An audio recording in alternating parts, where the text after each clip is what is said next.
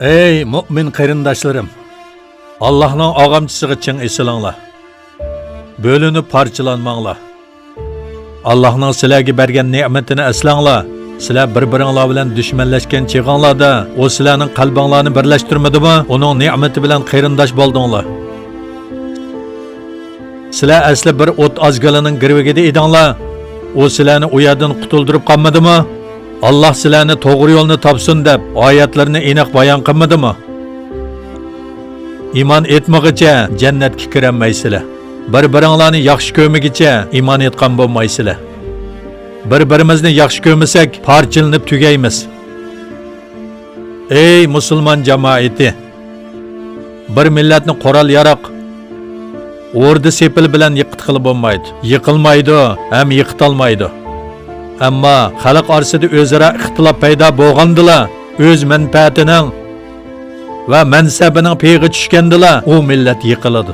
Bizning ishimizga fitna yog'diruvchi bo'lganlar tuhmat qiladi, qilyotidi.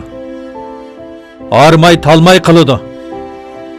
Faqatli uyul tashdek uyushgan vaqtimizdala, andin bu o'tganlardan o'talaymiz. Bir-birimizni so'ysak hayot qolalaymiz.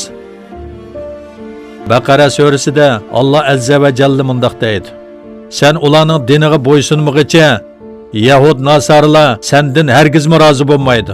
Deginki, to'g'ri yo'l faqatla Allohning yo'lidir.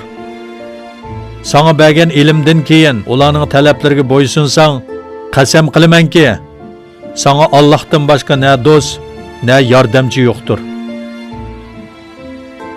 Mana bu bizga omonat qilingan Hazrati Osmonning qilichi. Bu davlatimizning nishonidir. Üstüde amanetga xiyonat qilmanglar degan oyatmi yezig'liq. Allah bizdan yordamingni ayima. Ey Allah bizga yordam qil. Ey Allah bizga yordam qil.